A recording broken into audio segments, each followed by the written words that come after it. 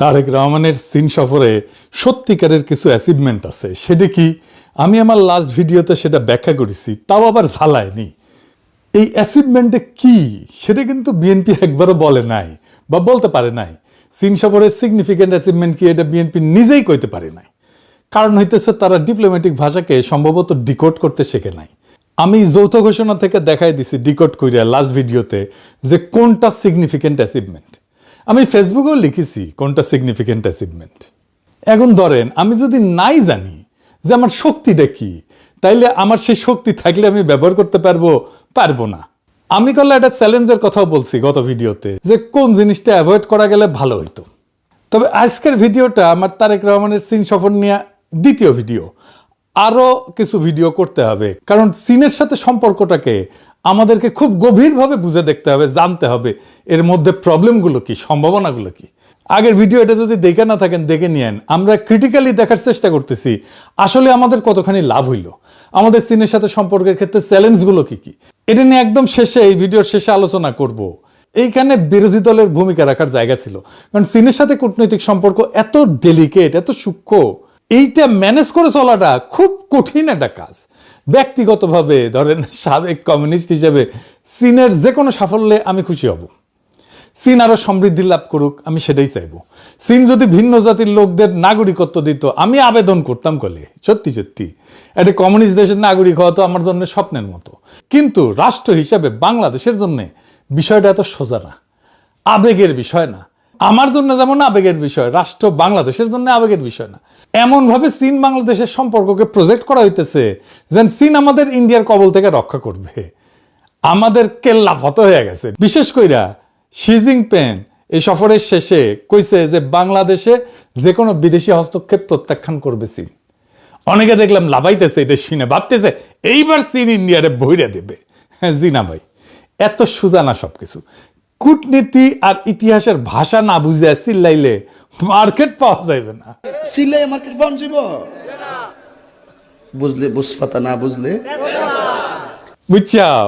এই যুক্তিহীন আবেগ ভ্রান্তই না, এটা মহাবিপজ্জনক।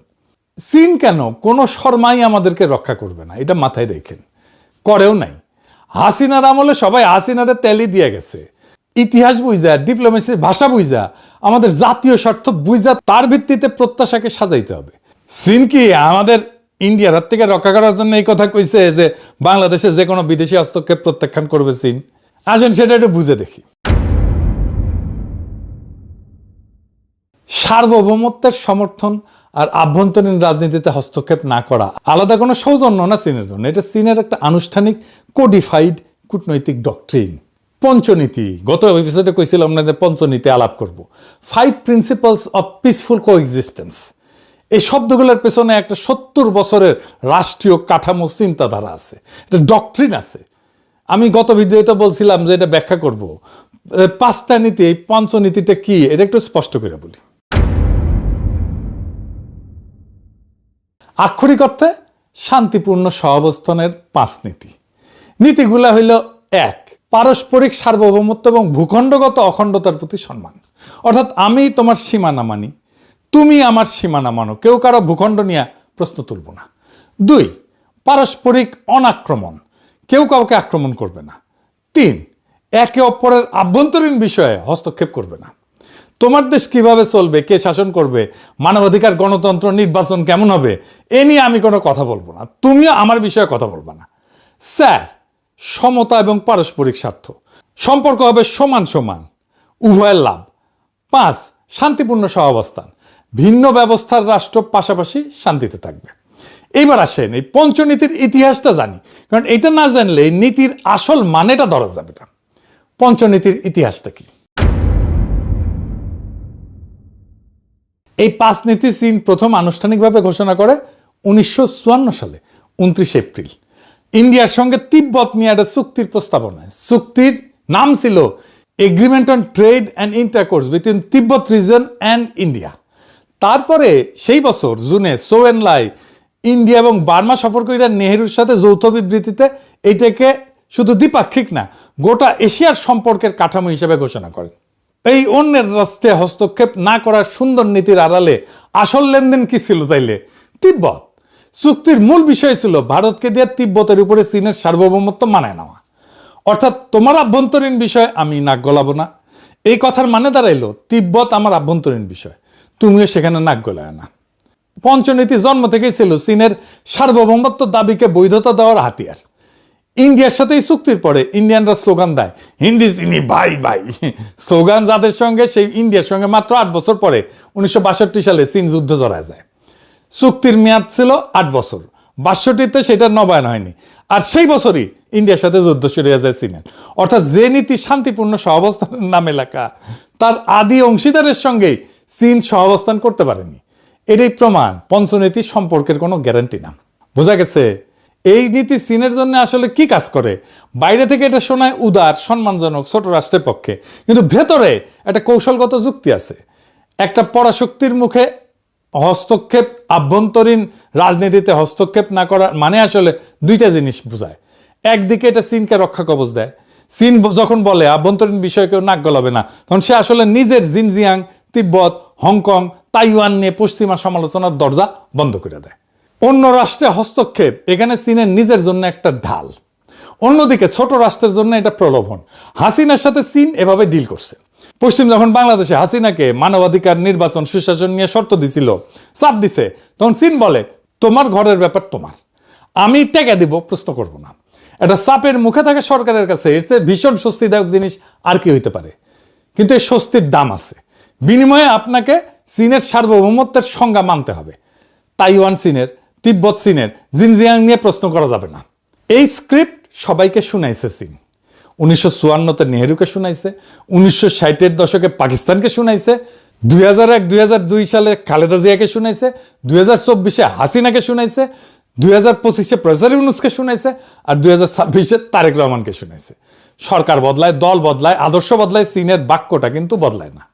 বাংলাদেশ যখন ভাবছে চীন তাকে বিশেষ সম্মান দিতেছে, আসলে সে একটা স্ট্যান্ডার্ড কূটনৈতিক ডক্ট্রিনের সর্বশেষ শ্রোতা মাত্র। সার্বভৌমত্বের সমর্থন কোনো ব্যক্তিগত প্রতিশ্রুতি না, এটা পঞ্চনীতি নামের একটা 70 বছরের ফর্মুলা, যা চীন প্রত্যেকটা ছোট প্রতিবেশীকে শুনাইছে, ভবিষ্যতেও শোনায় যাবে। আর যে কথা সবাইকে বলা হয় সেটা প্রতিশ্রুতি না, এটা নীতি। নীতির সুবিধা মতো প্রয়োগ করা হয়। 1962-তে ইন্ডিয়ার সাথে, 1779-তে ভিয়েতনামের সঙ্গে চীন নিজেই এটা ভাঙছে। এই জিনিসটা মাথায় রেখেন। পাকিস্তানের সাথে চীনের দারুণ সম্পর্ক। 1971-এ পাকিস্তানের উপরে আক্রমণ করলো ইন্ডিয়া, পাকিস্তানকে ব্যাঙ্গার 2 টুকরা করে দিল। চীন আগাইল, কিছু করছে? করে নাই। আমেরিকা করছে? কিছু করে নাই। কূটনৈতিক সমর্থন দিছে, সামরিক সাহায্য দিছে, কিন্তু প্রত্যক্ষভাবে এই কনফ্লিক্টে যুক্ত হয় নাই। পাকিস্তানিরা কিন্তু মনে করছিল চাইনিজদের সেনা পাঠাবে। টাঙ্গাইলে যখন ইন্ডিয়ান প্যারাট্রুপাররা নামতেছিল, তখন পাকিস্তানিরা মনে করছিল চাইনিজ সোলজার এসেছে, লবডঙ্কা। সেই সময় পাকিস্তান কিসিঞ্জারের সাহায্যে আমেরিকার ওয়াল স্ট্রিটের সাথে চায়নার সম্পর্ক তৈরি করতেছিল। আমেরিকান বিনিয়োগ চায়নায় আসবে, তারপরে তো চায়নার উন্নতি, এরপরে চায়না আমেরিকান ওয়াল স্ট্রিটের বিনিয়োগে ভাইসা যায় একেবারে। মানে পাকিস্তান ছিল খুবই ক্রুশিয়াল মিত্র সেই সময়, আমেরিকা চীন দুইজনেরই। সেই পাকিস্তানকেই বাঁচায় নাই কেউ। এমনভাবে বাঙ্গুরা চায়নারে প্রজেক্ট করতেছে যেন চায়না আমাদের স্বাধীনতা, সার্বভৌমত্বের রক্ষা কবচ। হুশে আসেন ভাইজান, দুনিয়ার কোনো দেশ আপনাকে বাঁচাইবে না যদি না নিজে আপনার বাঁচার ক্ষমতা থাকে। 1971-এ পাকিস্তানের হাত থেকে ইন্ডিয়া বাঁচানোর কাফারা দিতেছি না এতদিন। দোহাই লাগে, কখনো কাউরে এইভাবে ডাইকেন না নিজের সার্বভৌমত্ব, স্বাধীনতা রক্ষায়। আপনার স্বাধীনতা, সার্বভৌমত্ব রক্ষায় আরেকজন রাষ্ট্রকে যদি লাগে, তার মানে আপনি স্বাধীনও না, সার্বভৌমও না। এই চিন্তা আমাদের মাথা থেকে বাদ দিতে হবে। আমার এই কথা অনেকের শুনতে খারাপ লাগবে, তিতা লাগবে। আমরা আমাদের নিজেদের সামরিক শক্তি দিয়ে নিজেদের স্বাধীনতা, সার্বভৌমত্ব রক্ষা করতে যদি না পারি, কেউ এসে এটা রক্ষা করে দেবে না। এটা মাথায় রেখেন, ইরান থেকে শিক্ষা নেন। এবার আসেন, বুঝে নেই চায়না কি আসলেই সামরিকভাবে সরাসরি সেনা পাঠায় অন্য দেশে সাহায্য করে নাকি করে না? করছে।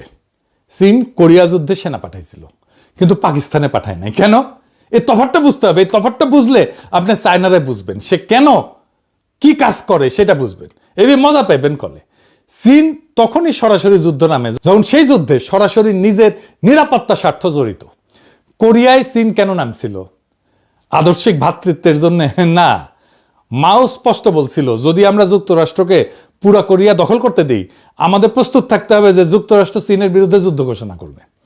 অর্থাৎ মার্কিন সৈন্য চীনের সীমান্ত ইয়ালু নদীতে পৌঁছে যাচ্ছিল। এটা ছিল চীনের নিজের দরজায় হুমকি। মাঞ্চুরিয়ার শিল্প কেন্দ্র বিপন্ন হয়ে যাইতেছিল। চীন নিজেকে বাঁচাইতে গেছিল, উত্তর কোরিয়াকে বাঁচাইতে যায় নাই।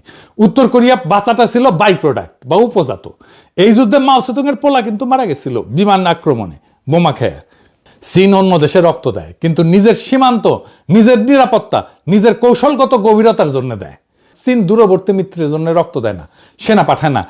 যেখানে নিজের সরাসরি স্বার্থ নাই সেখানে সে লিপ সার্ভিস দেয়, বিবৃতি দিবে, হয়তো অস্ত্র সাহায্য দিবে, কিন্তু সরাসরি সংঘাতে জড়াবে না। কোরিয়া চীনের গায়ে লাগানো, তাই 10 লক্ষ সৈন্য পাঠাইছিল কোরিয়া যুদ্ধে। ভিয়েতনাম সীমান্তবর্তী, কিন্তু এক ধাপ দূরে, তাই সতর্ক সমর্থন জানাইছিল।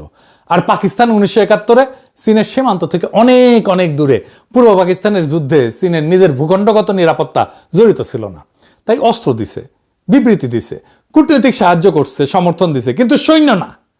ভিয়েতনামে কিন্তু চায়নার সেনা গেছিল, কি করছে এটা একটু বুঝতে হবে, আসেন বুঝানি। 1965-তে ভিয়েতনামে যখন আমেরিকা বোমা বর্ষণ শুরু করে, চীন বিপুল সাহায্য পাঠায়। এই পাঠানোর পিছনেও কারণ আছে, সেটা পরে দেখতেছি। 1965 থেকে চীন উত্তর ভিয়েতনামে বিমান বিধ্বংসী ইউনিট, ইঞ্জিনিয়ারিং ব্যাটালিয়ন পাঠাইছিল। আমেরিকান বোমার ক্ষতি মেরামত, বিমান বিধ্বংসী কামান চালানো, রাস্তা রেল পুনর্নির্মাণ এবং রসদ পরিবহনের জন্য মোট 3,20,000 সৈন্য পাঠাইছিল এবং বছরে $18 কোটি অস্ত্র পাঠাইছিল। সরাসরি যুদ্ধ নামছে, মূল্যও দিছে। 1960-এর দশকের শেষে আনুমানিক 1100 চীনা সৈন্য উত্তর ভিয়েতনামে মার্কিন বিমান হামলায় নিহত হয়েছিল। কিন্তু চীন একটা কঠোর সীমারেখা টানছিল।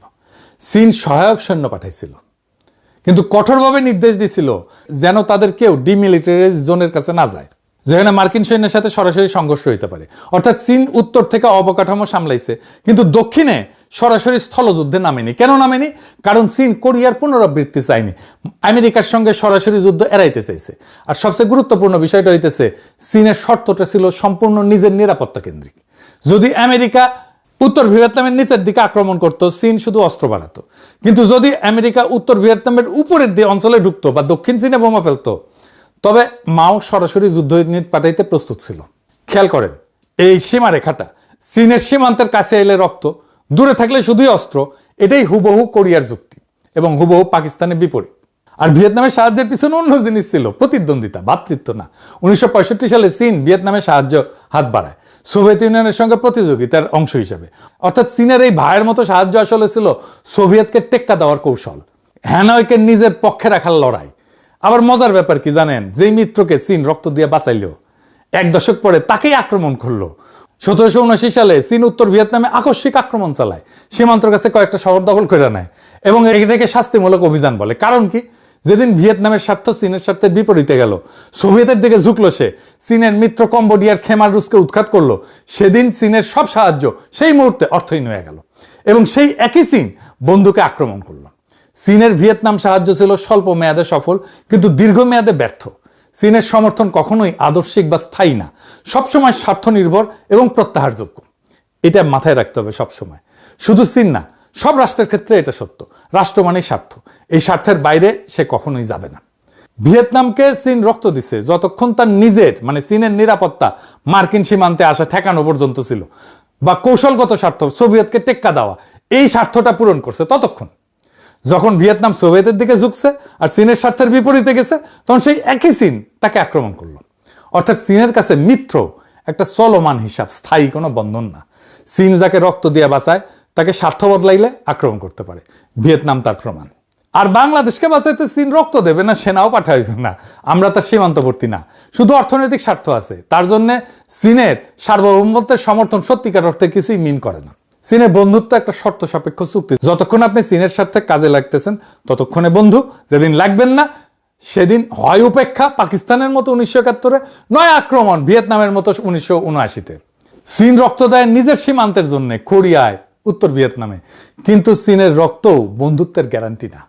আবদুল্লাহ আবু সাইদ উনি কহান, মানুষ তার স্বপ্নের সমান বড়।